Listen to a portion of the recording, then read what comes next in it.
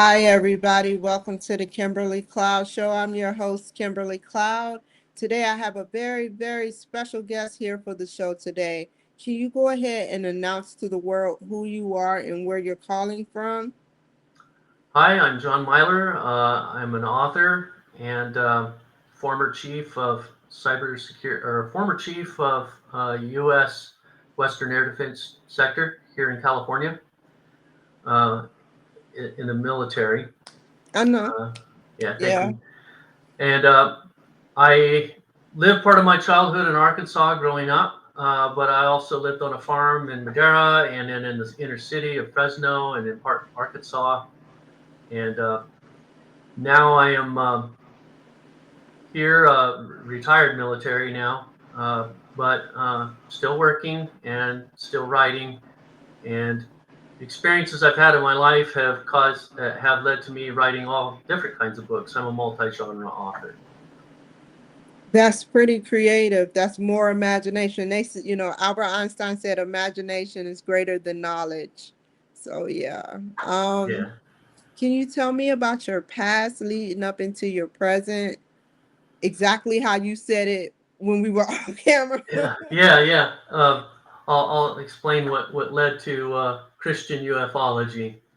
So I I have a background that there's the Christian heritage in my family that came from my great grandparents. They're Pentecostal from the Bible Belt. My great grandmother was from Kentucky, and I have a memory from early childhood when I was 5 years old. We were at a family gathering, and everybody was around the house chatting and you know animated conversations, and Grandma was sitting quietly reading a newspaper. And then she's reading something that's captivated her attention, and so she sets the newspaper down and she's like, everybody, come in here. I got something to announce to the family."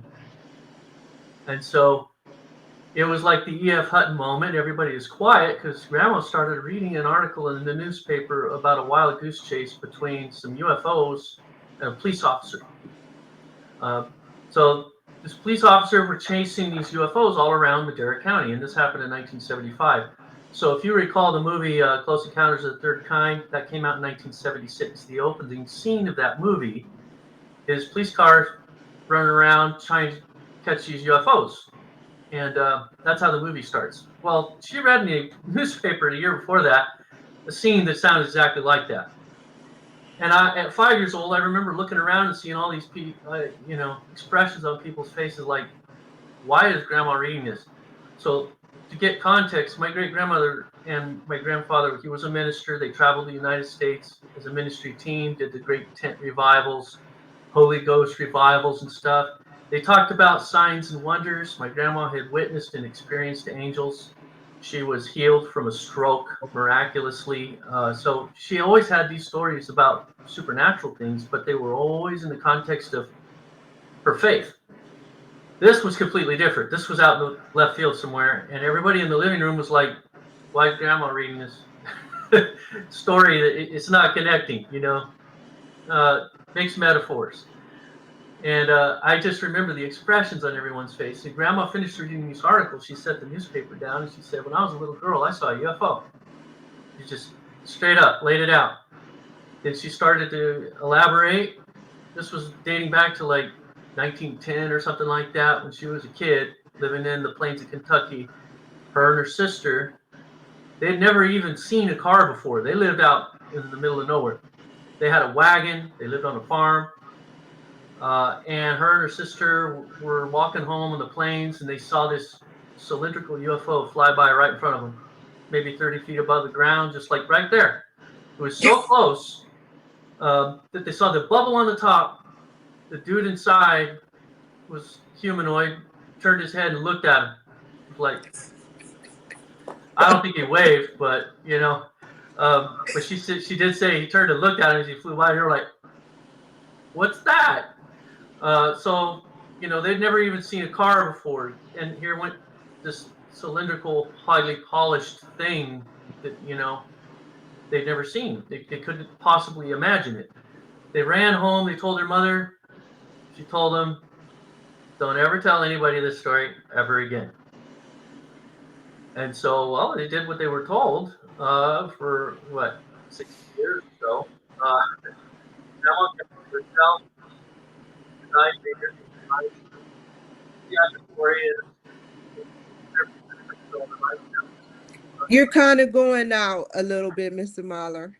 Oh, okay. Okay, what was you saying now?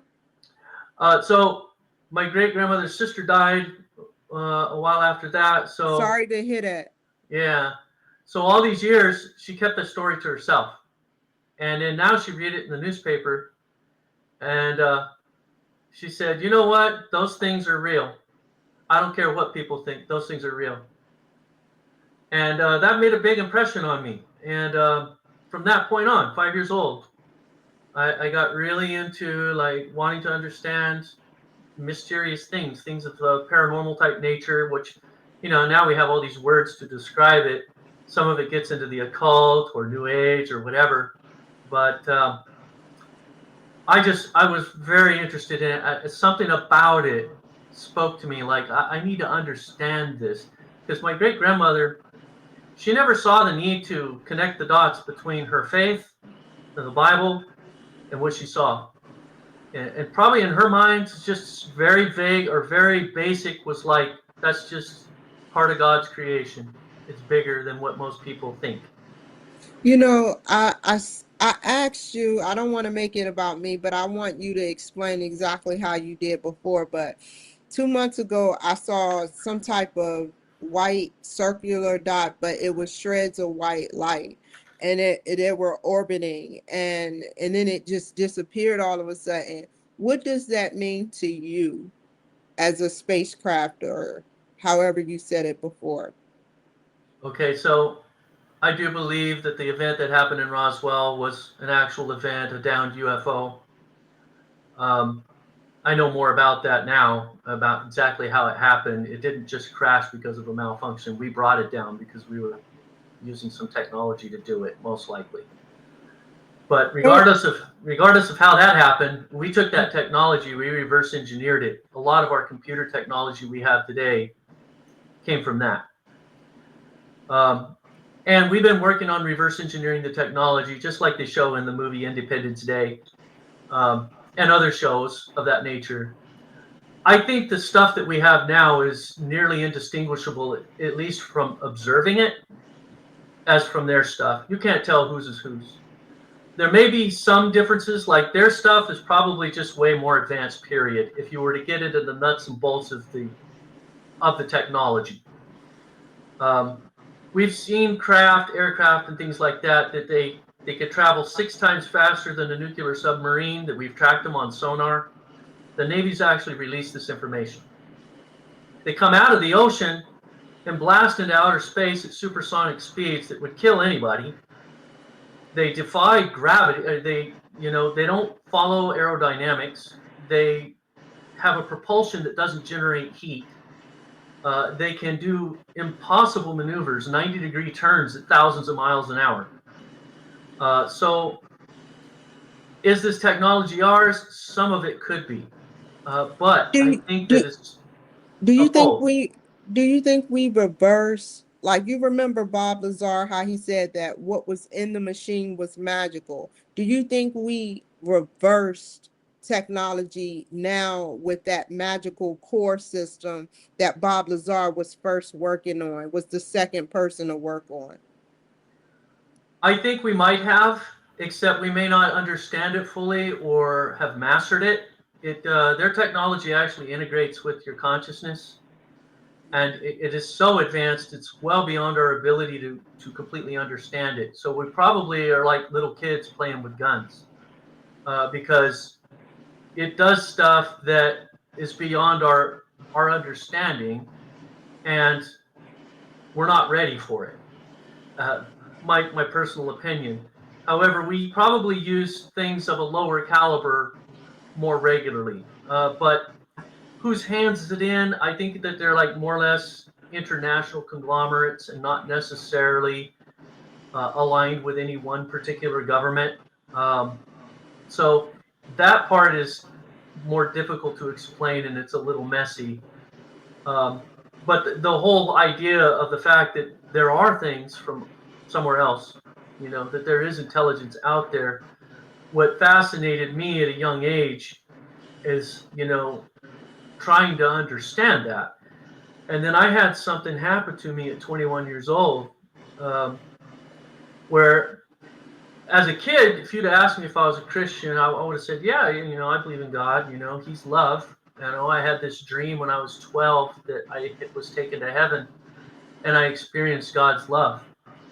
And I understood God as the source of love from that dream. And that's my context of God until I turned 21. Then I had a third dream where he showed me these visions of things that were going on in my life, which was basically a garbage heap at that point in my time in my life. I was a very worldly person. I was a party hound, and I had my own version of morality.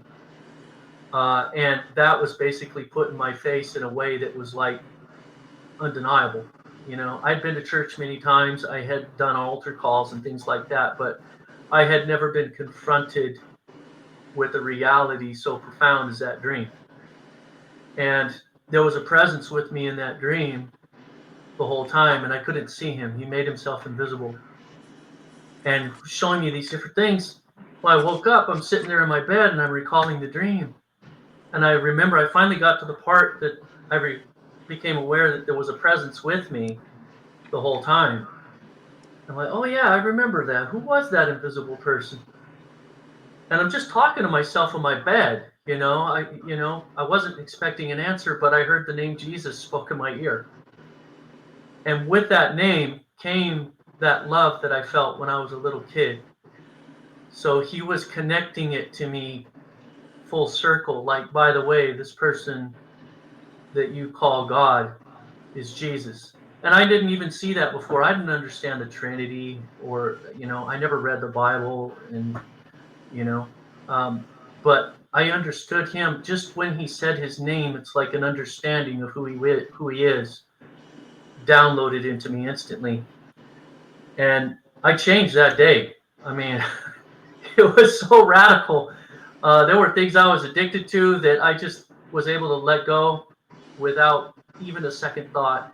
My new addiction was clarity of mind and clarity of consciousness, and to be in the moment and to love my life and love every moment, embrace every moment, and be fully conscious and aware of every moment as I was going through it. That became like my new addiction. And one of the first things that I did is like, what do you want me to do for you, God? That was my whole life, was like, God, please do this for me. God, please do that. Now I'm like, God, is there anything you want me to do? So I started receiving like, well, read the Bible, pray, find a church, get baptized, just this boom, boom, boom, boom, like a checklist. So I started reading the Bible, and, Genesis chapter 6, very first book of the Bible I'm reading, and I get to chapter 6, and I'm reading about these otherworldly beings coming down, angels intermarrying with humans, having hybrid children, and it almost destroyed the world, and God brought the flood of Noah to stop it.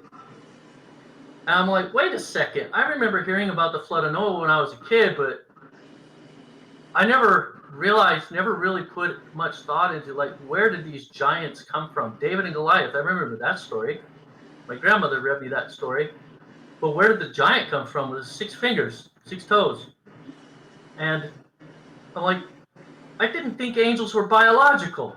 So at this time I was in school, right, and taking science and all this stuff, right? And I kind of followed with my dad's way of thinking about biology and evolution, and I sort of allegorized the whole Bible in the beginning, like Adam and Eve must have been some kind of allegory about beginning of man, and somehow it jives with evolution and the fossil record and all this stuff, right? But then I'm like, now I knew Jesus was real. And in my mind, I'm like, wait a second. I need a clean slate. Wipe it all clean. And then I got to try to come back and reconcile these things and put them together. The Bible is my new foundation, but how does that reconcile with science? How does that reconcile with things that I don't understand, like ETs and stuff? Exactly what are angels? When were angels created? Well, the Bible doesn't actually tell you, right? but it gives you indications. And so with this sort of scientific thinking and all this paranormal knowledge I had accumulated through my youth, because I became encyclopedic. I was like Fox Mulder in the X-Files. My mom literally bought me an encyclopedia of the paranormal when I was a little kid, because I was always asking her about UFOs and ghosts and stuff since my grandma's story at 5.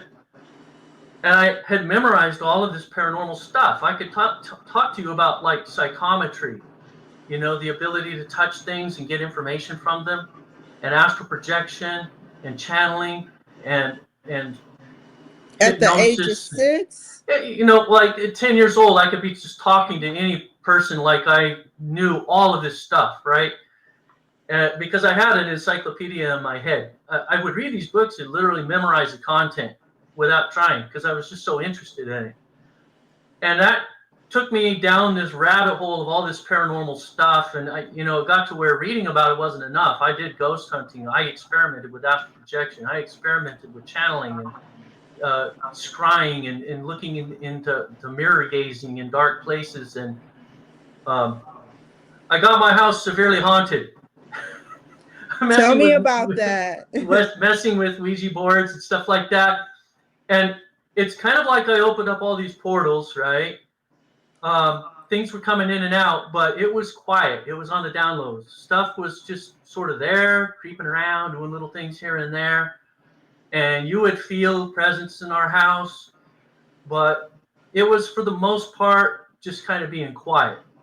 Can I ask you a question? Yeah, go ahead. Go ahead. Do you know about gematria and the portal 911? I've heard of gematria, but I don't know about portal 911. Yeah, like Y2K is 9/11, and 9/11 happened. It's just a lot, but I don't want to go into it. But Okay. you can continue. Go ahead. Okay. Well, all of this stuff was just sort of there, right? Messing with Ouija boards and things like that. And I had so many experiences, and a lot of them I was like, okay, no more of this. For example, I stopped trying to do astral projection because I noticed every time that I got close to it and I started to pop out of my body, things would show up.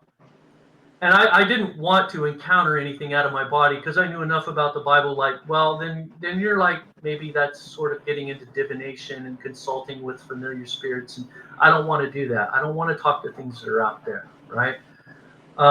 One time I was floated out of my body and there were 6 beings around my bed trying to grab me and pull me and take me somewhere. And I'm like, no. And I was fighting these things, right? Scared the heck out of me. So I stopped with the astral projection, though I was like still curious about it.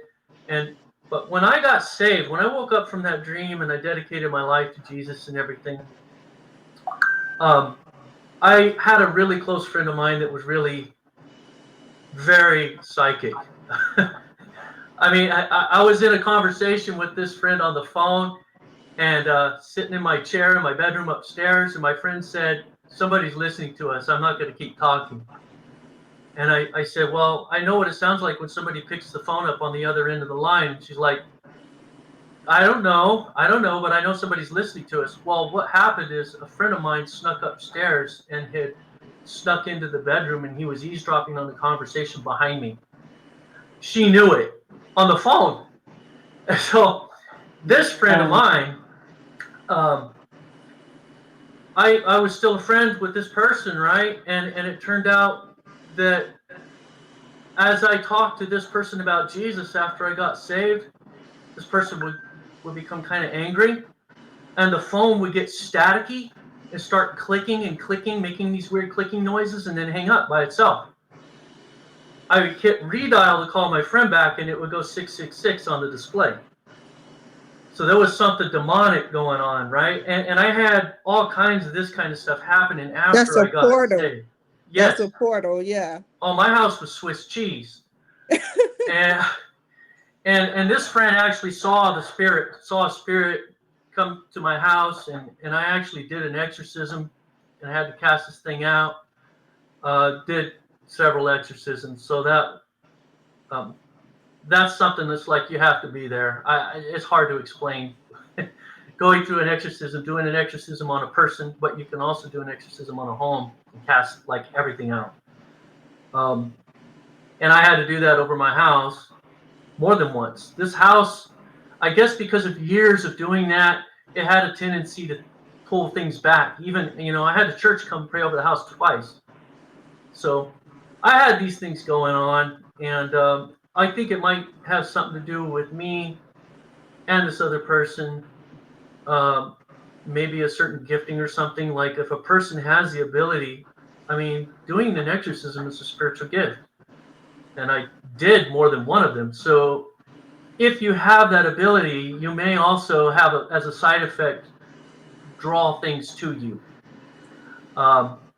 Maybe. But what you do with it is you pray the blood of Jesus over it, and you facilitate, moving these things on so that they're no longer trapped here, if they're looking for a way out, if they're lost souls, or whatever they may be. So that all is sort of like part of my personality and part of the things that were going on in my life. But then the writing sort of came about as a fluke. Being in the military, that you travel a lot, and I had time to kill in a hotel room one night, and I had all these notes I'd written in the margin of my Bible. Like I was seeing paranormal things all over the place, like starting with Genesis 6, these giants. Well, they're alien human hybrid, except aliens and angels are sort of the same thing, but not entirely. An angel is a certain type of life form that is, Jesus defined it in Luke 20:36. They're immortal. They cannot die. And they do not reproduce anymore. So here's where I kind of went off and started seeing things that other Christians don't tend to see. For example, a lot of people think of humans and angels, two different categories, right? We will be like the angels. We are not angels. But I think in reality is what you have is that there's a certain category of life that goes through a spiritual metamorphosis once it reaches an age of spiritual maturity, and they become purely immortal at that point. They transform like a butterfly. It's a spiritual metamorphosis. And I think that's what the angels, what happened with them. I think they originally reproduced, and then they reached this maturity level, and then they translated, and they no longer reproduce at that point. They're connected to God. And God didn't create each angel as a hand-created being. He created them to reproduce, just like humans. Every life form on earth reproduces after its own kind. Why would the angels be any different? So there's things that Christians think, conceptions, it's like not actually in the Bible, but they just perceive, all angels were hand-created by God. That makes it more difficult for them to conceive of as an angel as a biological entity. But they actually are biological entities because they crossed with humans and they had tangible results. Diluted, the Nephilim were evil, these giant hybrids, but they could cross with us genetically. So they're a biological entity. That there was a race of humans on this planet before humanity was part of the kingdom of Lucifer. And that kingdom fell and was destroyed. God wiped it out. And the Bible actually talks about all this crazy stuff that I didn't realize was actually there. But when you dig into the actual Hebrew, the Greek, the Aramaic, and you look at the root words and what they actually mean, it's there. It's right in front of you. That angels and ETs are the same thing. And we can understand this wider context of our reality reconciled with the Bible, and also the existence of other life. And I also get into other topics too, like ghosts, other planes of existence, the dimensions of hell, the dimensions of heaven. We live in a multi-dimensional reality, and our science is actually catching up to that with string theory, M theory, multiple dimensions and stuff. Our science can now understand the possibility of parallel dimensions and varying, what the Bible would refer to as varying levels of glory. And I describe all of this in my book, and I use scriptures. Just to give you one example, Jesus said hell is in the heart of the earth. Everybody generically associates hell with down, and they generically associate heaven with up. And those are actually accurate geographically. However, applying another dimension to it, I understand hell as being a smaller planet in a lower dimension. It's an actual, very real, very physical, very tangible place, just like this world. Mhm. But it is in a lower dimension and it's a smaller planet. And this planet, Earth, is actually like an onion with all these layers of lithospheres, many layers. And there's lower dimensions and there's higher dimensions. And the Bible describes this first heaven. There are three heavens because the Bible refers to a third heaven. So what are the three heavens? Well, Earth is first heaven in a higher dimension. There's dimensions up there, and angels actually rule in that realm. And it's just like this one in terms of like having a government. Deuteronomy 32 says the governments of this world are the boundaries of the nations are ascribed to beings that rule over those nations in a higher dimension. Well, I have yeah, something to say. The government must have got its influence through God, and that's why they create like God-like technology. But we're running out of time, so I wanted to know. You can finish what you were going to say. You have the floor for 3 minutes. okay. Well, with 3 minutes, I just want to say, these books, these are in the Strong Delusion and Christian Ufology. As I continue to study this UFO ET connection, I noticed a trend that the stuff started pointing to end times revelation and prophecy, things that are coming in the future. So understanding this stuff will help you to understand reality as it unfolds in the days to come. And we see that the ET reality is unfolding before our eyes, and we can't deny it anymore. We can't say it's a hoax. And Christians are going to have a hard time understanding it and reconciling, because a lot of this, there's some deception that comes with it. These Nephilim, for example, they were demonic. They were horrible beings in the Old Testament. And what did these beings do when they came down? They wanted to be worshipped as gods in the Old Testament. Baal, Marduk, Asherah. These were probably demonic entities that were Nephilim and lived physically alive at one point. And then they died, and then they became demons. But we're returning to that. Jesus said we will return to the days of Noah. He said that in Luke, and he said that in the book of Matthew. And what were the days of Noah? Genesis chapter 6. You want to see what our future is going to look like? You read Genesis chapter 6. And I'm trying to prepare us for that. So that's that writing. And I also write some other books, sci-fi, fantasy type stuff, and children's literature. I have this one, and this is a really special story to me for my kids because it's the backstory of Noah's Ark. Genesis 6:20 actually says the animals went to Noah. He didn't go out and round them up.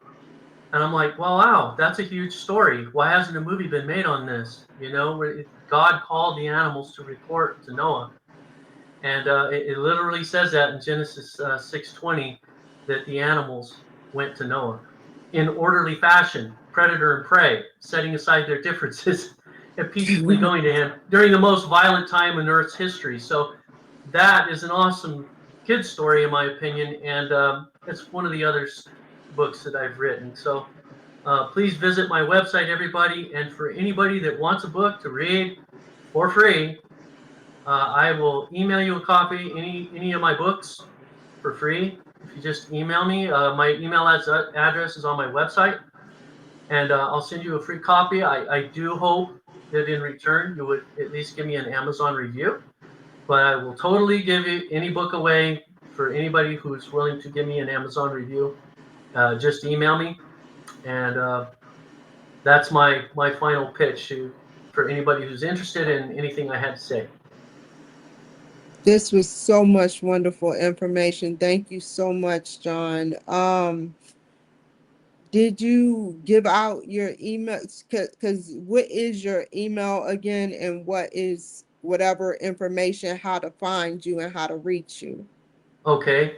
I don't know if everybody's seeing my name right here on your deal, Yes. www.johnmyler. That's my author website.